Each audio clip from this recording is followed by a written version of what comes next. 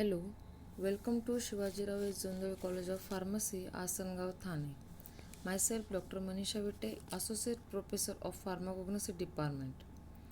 Here we discuss in brief about the extraction and the technique.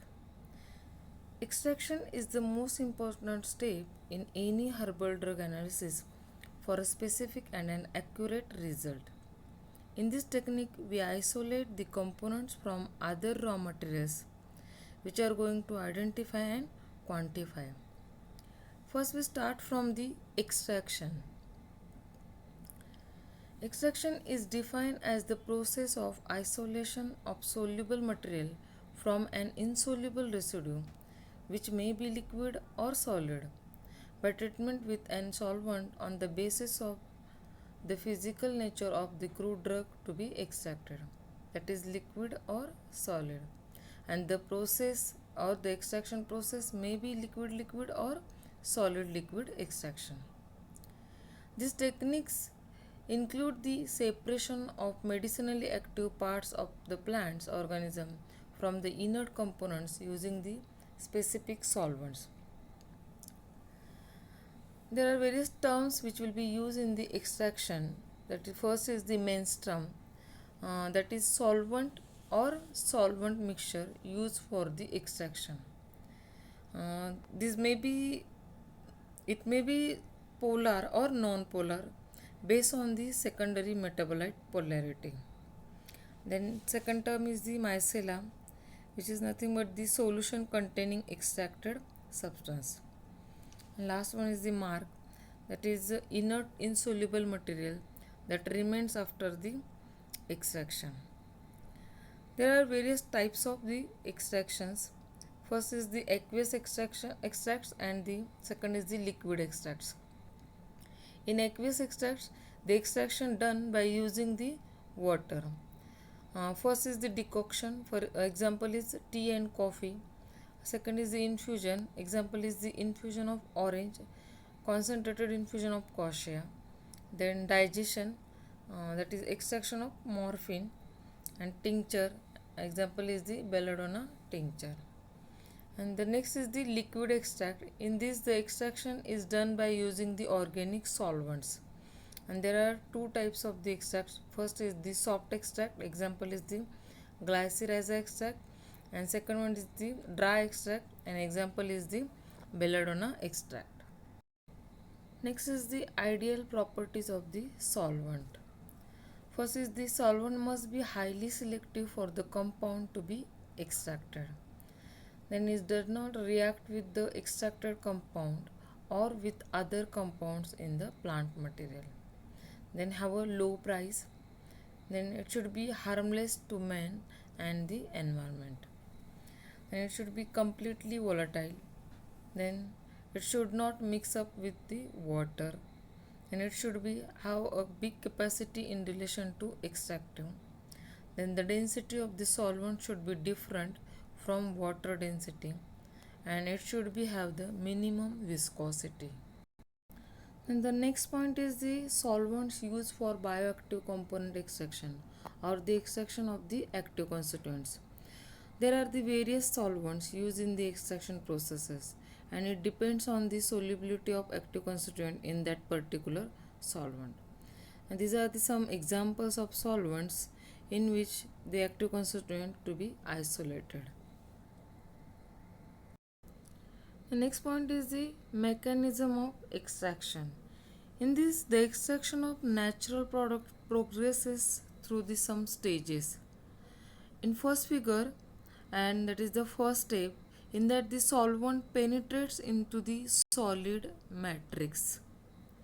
Then in the second step, that is shown in the figure 2, the solute dissolve in the solvent. And in figure 3, that is the third stage, the solute is diffused out the solid matrix and extracted solutes are the collected. Then for the effective extraction, we have to be consider some factors during finalization of extraction processes which may affect our end results. That factors are, first is the length of the extraction period, Then second is the solvent used for the extraction, then the pH of that solvent, then temperature, then particle size of the plant tissues, and the solvent sample ratio. There are various methods of extractions. Some are the traditional methods of extraction and some are the advanced methods of extraction. The infusion, decoction, digestion, maceration, percolation. These are the traditional methods of extraction, and the advanced method of extractions are the continued hot extraction, supercritical fluid extraction, counter current extraction, microwave assisted extraction, and the ultrasonication assisted extraction. Here we discuss about some traditional methods of extraction and one advanced method, that is the continuous hot extraction. So the first method of traditional method of extraction is the infusion. In this, the drug material is ground into a fine powder and then placed inside a clean container. The extraction solvent, hot or cold, is poured on the top of the drug material and soaked and kept for a short period of time. There are two types of infusions. First is the fresh infusion. An example is the infusion of orange, and second is the concentrated infusion, and the example is the concentrated infusion of quassia. The next traditional method is the decoction. This is the process that involves continuous hot extraction using a specified volume of water as a solvent. A dried, ground, and powdered plant material is placed into a clean container, and water is then poured and stirred. Heat is then applied throughout the process to hasten the extraction. And the example of this method is the tea and coffee. The next traditional method is the digestion. This is an extraction method that involves the use of moderate heat during the extraction process. The solvent of extraction is poured into a clean container followed by powdered drug material. The mixture is placed over water bath or in a oven at a temperature of about the 50 degrees Celsius. And the example is the extraction of morphine. Then the next traditional method is the maceration. Maceration is one of the conventional extraction methods. It consists of soaking the required amount of medicinal plant raw material in a maceration tank with a solvent at room temperature for 7 days with the occasional stirring. It is nothing but an extractive technique which conducted at a room temperature and consists of the immersing a plant in a liquid. There are various types of macerations. First is the simple maceration. It is for organized and unorganized crude drug. For example is the tincture of orange, tincture of lemon, tincture of squil. The second is the double maceration. For example is the concentrated infusion of orange. And the third one is the triple maceration. The maceration process may be carried out with the help of the heat or stirring. And the example is the concentrated infusion of quassia and the concentrated infusion of the senna. Next is the process of maceration.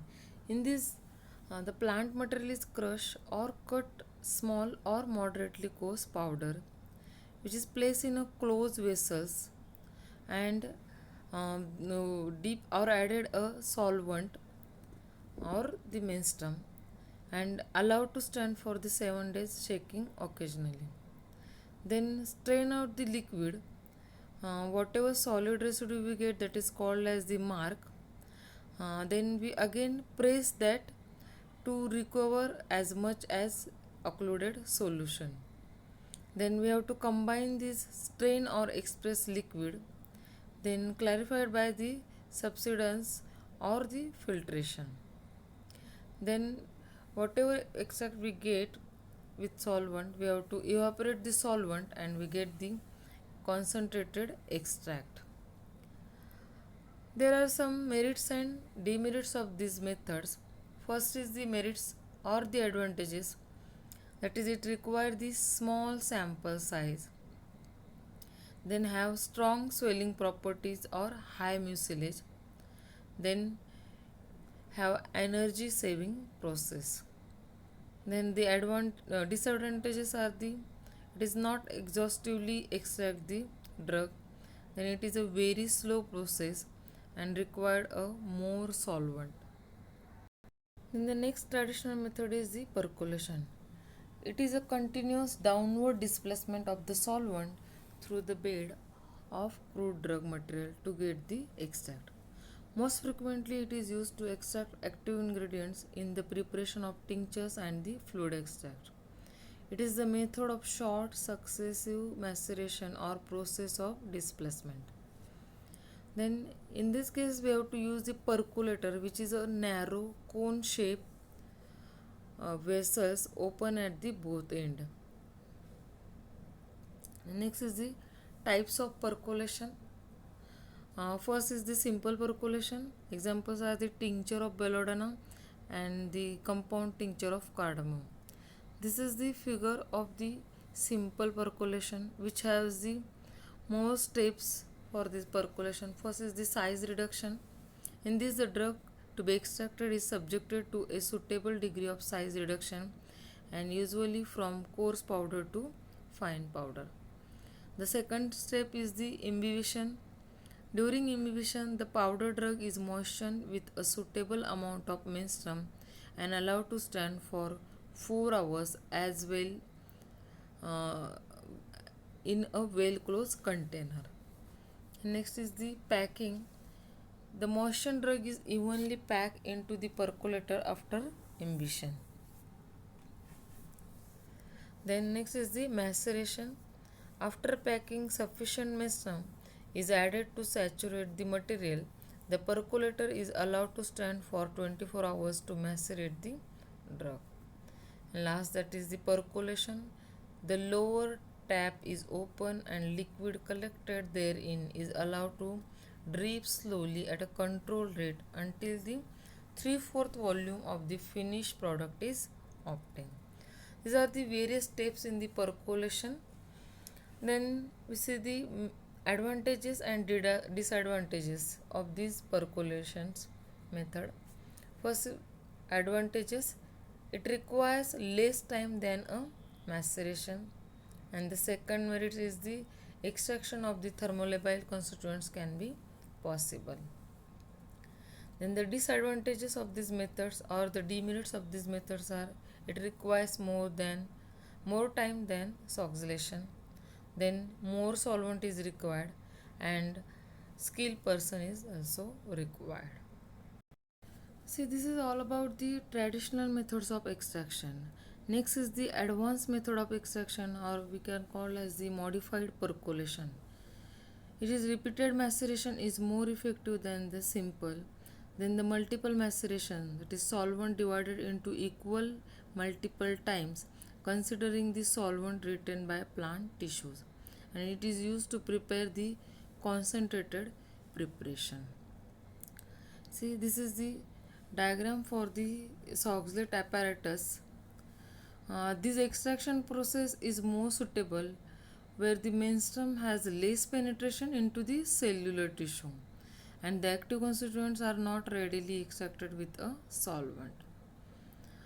In this extraction process, the hot menstruum cycle is passed again and again over the crude drug and solubilize its active ingredient until the drug becomes exhausted.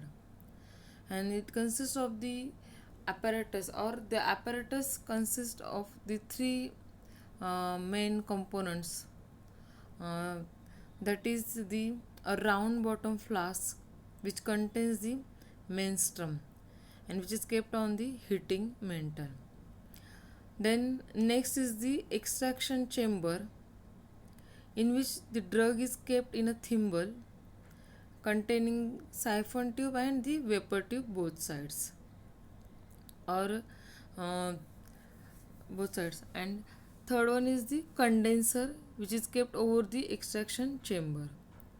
Then the size reduction of the crude drug was performed and packed the reduced size drug was into the thimble, and this thimble is made from the filter paper or the cellulose, and which is helpful to prevent the choking of the extractor. Then place the solvent in the round bottom flask and boil it by the heating metal. The vapor of the solvent goes to the condenser via vapor tube or via side tube. Then the condenser condenses the vapor of a solvent, and this solvent penetrates the packed drug. It percolates the crude drug and extracted the active ingredients. Then the level of menstruum is increased in the extracted until it reaches to the maximum point, from where it is siphoned into the round bottom flask by means of the using the siphon tube. This menstruum is again heated in RBF, where active constituents remains in RBF and vaporized solvents again passes through the side tube and condenser, which penetrates the drug present in the extractor. The process will continue till the drug become exhausted, and some drug like resins, opium, gum blocks, the oxalate apparatus, so this is not a suitable method for these drugs. Then the thermolabile drugs and constituents are not suitably extracted by this method because the active ingredients can be destroyed. And the pure solvent or only those solvent mixtures which have constant boiling mixture can be used for the extraction purpose. And the next is the merits and demerits of this oxalate extraction. That is, first is the advantages, that is large amount of the drug can be extracted with a much smaller quantity of solvent. Then second advantages is the tremendous economy in terms of time, energy and the ultimately financial inputs. Then the small scale use a batch process, then it becomes more economical when converted into a continuous extraction, and procedure can do on a large scale also.